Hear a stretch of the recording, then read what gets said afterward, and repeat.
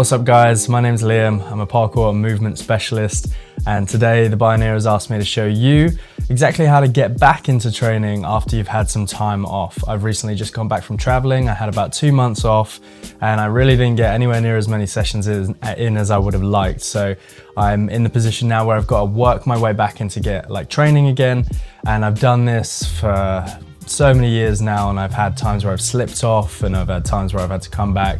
And there's a few pitfalls that I've fallen into in the past that I want to share with you now so that you can hopefully not fall into the same traps when you're getting back into training. So trap number one is to not check in with your body.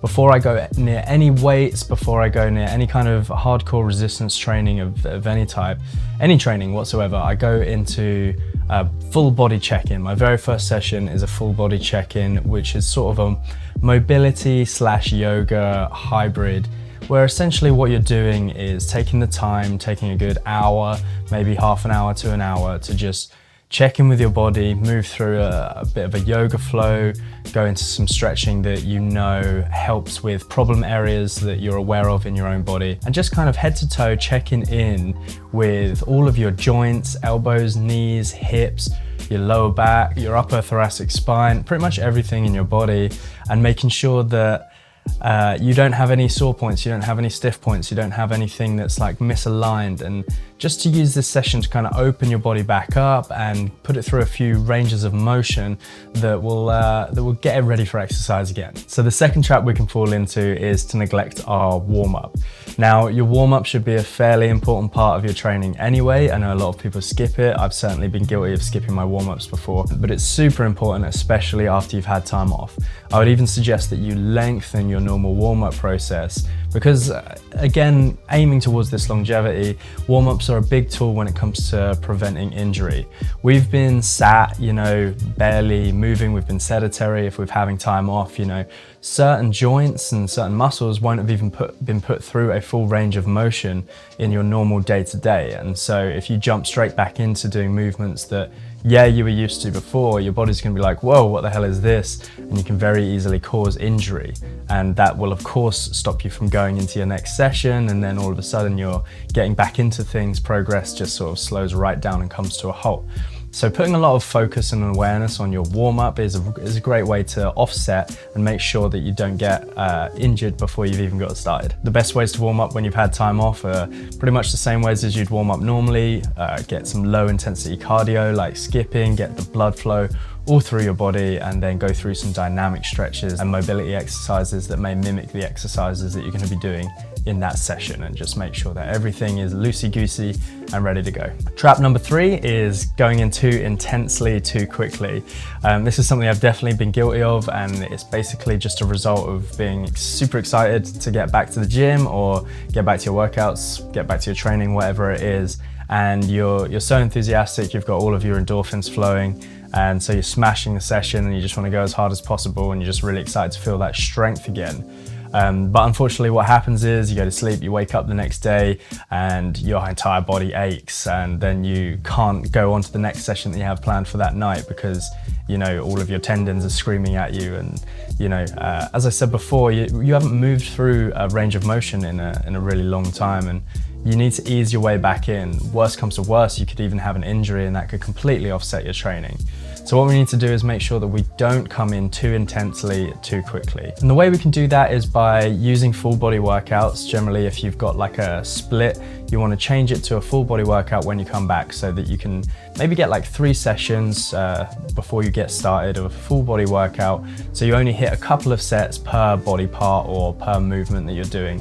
If you're a full body person already, don't worry about it. But if you're someone who goes for like a push-pull split, for example, or a full body, split throughout the week, just change it up while you're getting back into things. It's a lot easier for you to recover from a few sets on each body part than it is for you to recover from a full session of like however many sets on like one particular body part or range of motion. Also, we want to reintegrate the body all in one go. So it's a lot more beneficial to train all of your muscles a little bit at the same time so that you can just open your entire body up than it is to go really hard on one particular way of moving and then leave the other half of the muscles kind of contracted and not awake yet. It's better to reintegrate everything all at once so you don't come across imbalances and you don't get injuries while you're getting back into things. Hey guys, it's me again.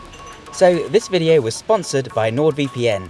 NordVPN is a virtual private network, which is a tool you can use to protect your internet browsing. It works by letting you connect to a server located elsewhere, hiding your IP address and browsing activity from any ne'er-do-wells. Basically keeping your information safe so you can browse securely. One example of how this might protect your data is against something called a man-in-the-middle attack. This is an attack that can occur when you connect to a public Wi-Fi, like a coffee shop.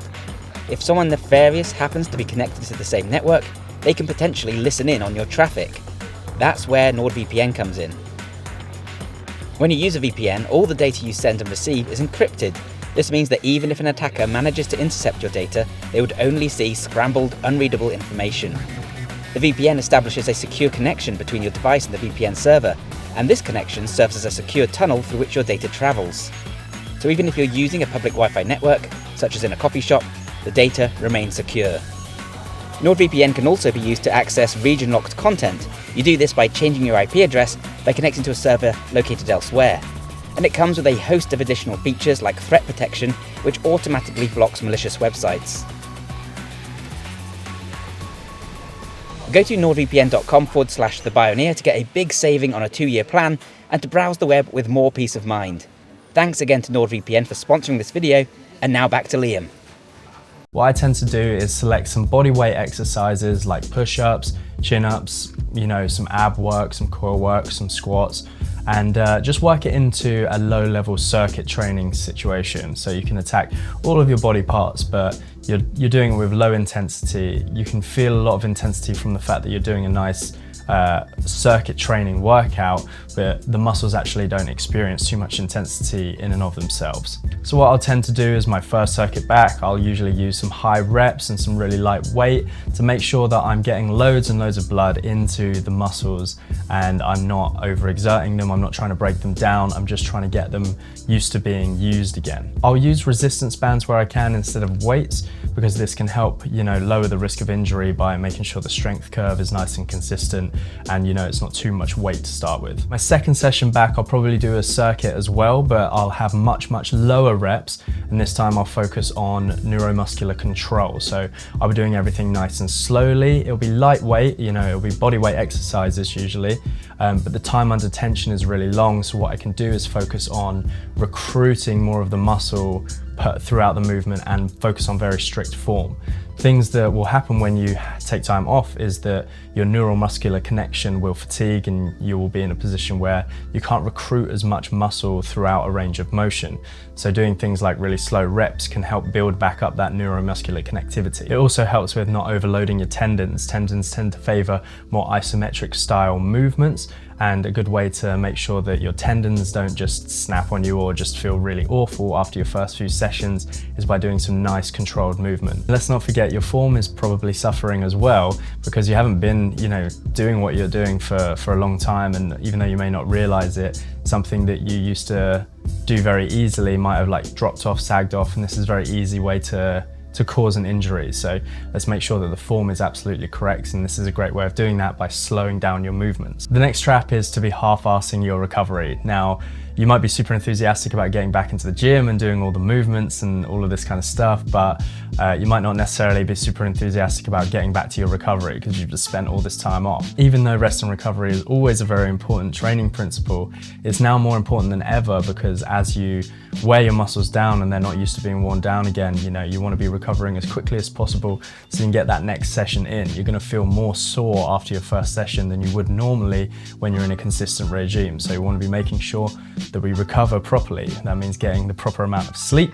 That means hydrating properly. That means nice protein-rich meals. That means foam rolling. It means sauna, ice bath. It means yoga and stretching, even some yoga nidra to rest and relax that nervous system. Anything you can do to recover as best as possible. Recovery is going to be the name of the game when it comes to longevity, because again, if we knock ourselves off the wagon too early, or it takes us too long before we can get back into our next training session, we're all the less likely to get back into training. The next trap is to fall into comparison. Now, it's a general tip anyway that you don't want to be comparing yourself to others. You want to be comparing yourself to yourself, how you were yesterday. But unfortunately, you can't really do that either, because if you've had like 2 months or more off, you're going to be nowhere near where you were when you left off. And this can get very demotivating, can feel like you're starting all over again towards like the same sort of goals.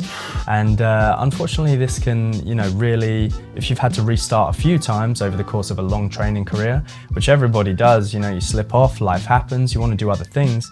It's not your entire life to be training. But we can easily forget that and start to self-criticize, which is unfortunate. So you don't really want to be comparing yourself to where you were before. You want to just focus on what you're doing now. Have a nice plan for your progression, for where you want to get back up to, and just focus on today. Don't be looking at social media, don't be looking at people who used to be your peers that maybe you've fallen behind.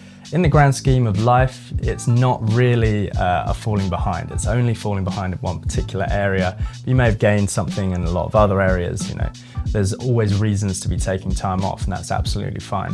But the worst thing you can do is start comparing yourself to anyone else and start comparing yourself to where you were before. So this is a big trap that you can easily fall into. So just focus on the day, focus on the workout that you've got to do, master that workout, and then pretty soon you're going to be back to where you want to be, training just like you used to, maybe even smashing through those goals. And it's not going to take too long, but you have to just make sure that you don't compare yourself to the best version you've ever been when you're just back in the gym, you're just starting again. And the final trap, which is not really a trap, it's more of a suggestion to make the most of an opportunity. When you take time off, that is a pattern interruption. So you've interrupted what you've got, the habits that you'd produced from your previous workouts. So I would suggest that you take this opportunity to now move into a different area of movement study, of fitness practice. Maybe before you were stuck in a certain rut, you were chasing certain goals, and you felt that if you stopped doing what you were doing, then you wouldn't reach those goals, and so you couldn't change the kind of training you were doing. Or maybe you had a training partner and they weren't willing to go on to and do anything that, any of the new training styles that maybe you wanted to try out. It can be really easy to get caught up in this kind of attainment flow where you're just really trying to, achieve a goal, and so you don't want to try any other kind of training. But being as you've had this time off and you've had this pattern interruption, you can use this opportunity to learn about some different training styles. Maybe you don't care about those goals so much anymore because you've been off the wheel of training for them, and now you can switch your focus. Maybe you were a bodybuilder. This is what happened to me. I did a lot of bodybuilding, and at the time I was really focused on getting really big, and then all of a sudden, my gym closed and I couldn't get to the gyms anymore. So I switched over to some different goals, some different focuses, and that helped me integrate a lot more calisthenics into my overall training. And now I've got this beautiful hybrid of them both that allows me to, maximize my training as best as possible. So if you had been stuck in a rut before, you can definitely use this as an opportunity to try out some new things. There's plenty of information all over this channel. If you're not really sure what you want to train for, just go and have a look. Bioneer has tons of videos. Just pick one and try something new. All right, guys, those are all of the traps that I've fallen into in the past and that hopefully you won't have to fall into now you've seen this video. Thanks so much for watching. I really hope you got something from it, and I'll see you on the next one. Take care.